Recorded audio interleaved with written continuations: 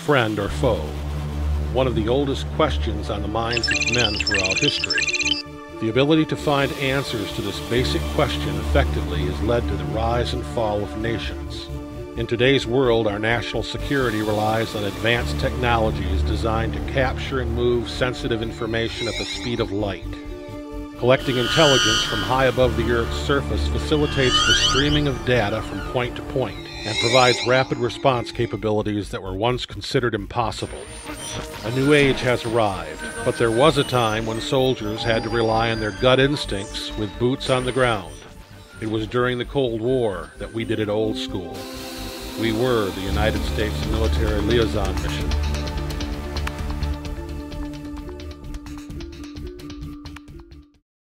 My name is Thomas Spencer, and I served as a major in the United States Military Liaison Mission from 1973 to 1976, both as a ground tour officer and then as the Larkspur officer. USMLM to me was the most exciting time of my life, the best military organization I ever served with and will always be a part of my life. It was an elite unit of cowboys and Indians, and you sort of had to operate that way to be successful, I thought. We had basically, in my mind, two different units. There were the tour NCOs and tour officers, and then there was the staff. As a tour officer, you got particularly close to the tour NCOs. I loved being on tour on the road in East Germany where we were pitting our nerves and our brains against the Soviets and the East German Army and the Stasi MFS secret police, the equivalent of our FBI. It was the most alive, exhilarating, and challenging time of my life.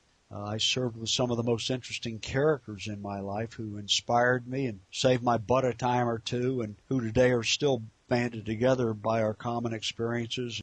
USMLM was the elite premier Cold War ground intelligence collection unit in existence.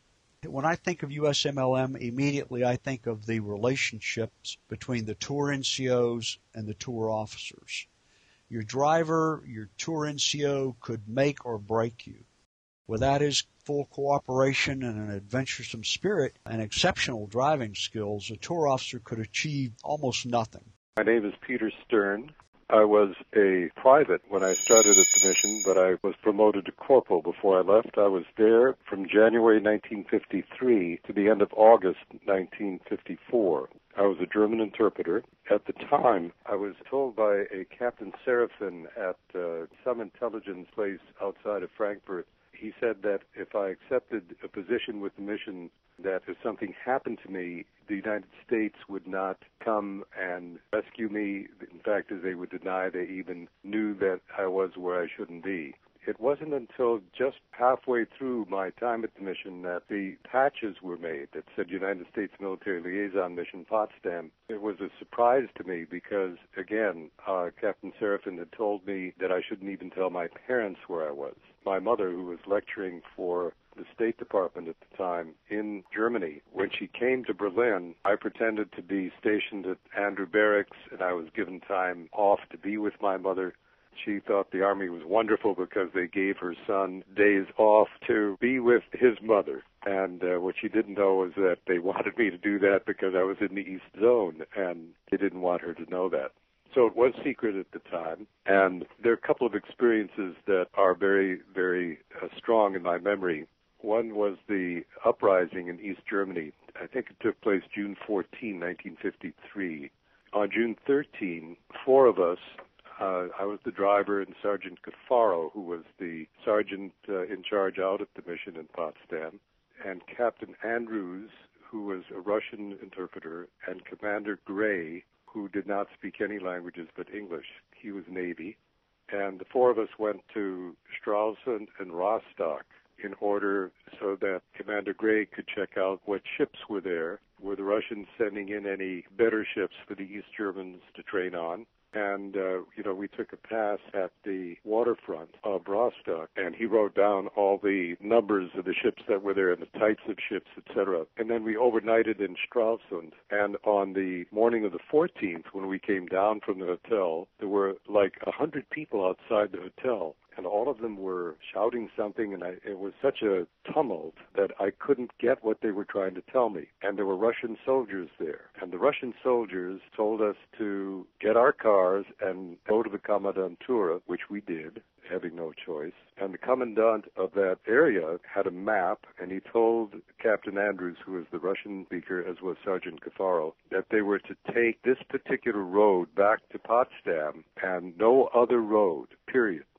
So, of course, we took a different road. And the reason we took the different road was that something was happening. We didn't know what, but we figured it was up to us to decide what the Russians were going to attack. I mean, after all, that was the purpose of the mission at that time, was to see what equipment, what number of Russians were coming into East Germany with the thought that were they preparing to invade the West.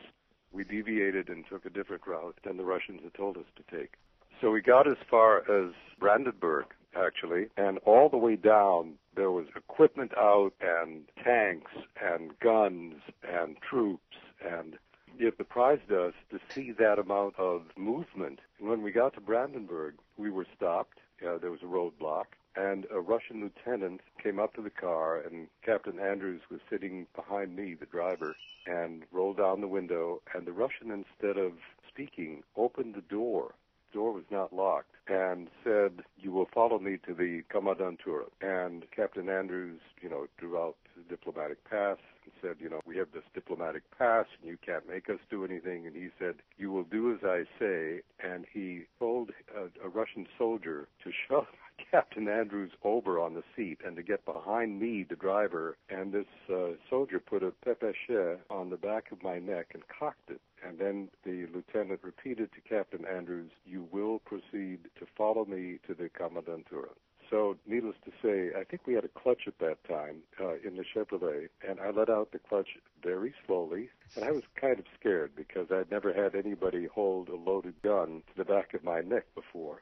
And off we went to the Kommandantura. By the way, I stayed in the car under orders, and there were two Russian guards that held their guns on me all the time. And I was there in the car for about, I would say, 90 minutes to 2 hours, not knowing what the heck Cafaro and Andrews and Gray were doing inside. But after that time, they came out and they said that many calls had been made back and forth between Brandenburg and Potsdam to the Russians. And after all these telephone calls, it was determined that we could go as long as we proceeded directly to Potsdam.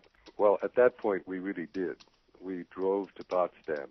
And when we got to Potsdam, we learned for the first time that there had been an uprising in East Germany. And one of my buddies, a guy named Waldemar Gustafsson, who was a Russian speaker, Gus had been driving somebody to East Berlin, and there was a picture in the paper the next day of a U.S. military liaison mission car in East Berlin surrounded by hundreds of people, and an article that stated that the Americans had instigated the rioting in East Germany. So the uprising came to naught. Supposedly things eased up a little bit after that.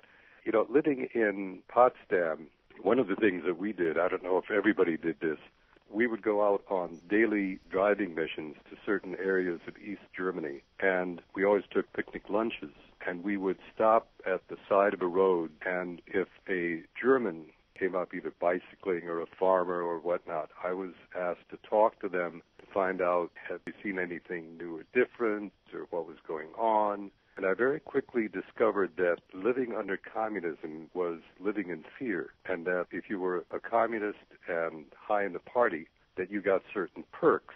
And all this business about being equal and, no classes was a bunch of bull. I mean, if you were a member of good standing or even a leader of the Communist Party, you lived quite well. And otherwise, you did not live well. And one of the things that also intrigued me was that there was a rumor spread by the Russians that if East German farmers left to try to escape to the West, that they were going to bring in Chinese to take over the farms. And many people stayed in East Germany at that time, the farmers anyway, because they didn't want to see that happen. They kept hoping that someday they would get their land back because it had been taken to become collective farms.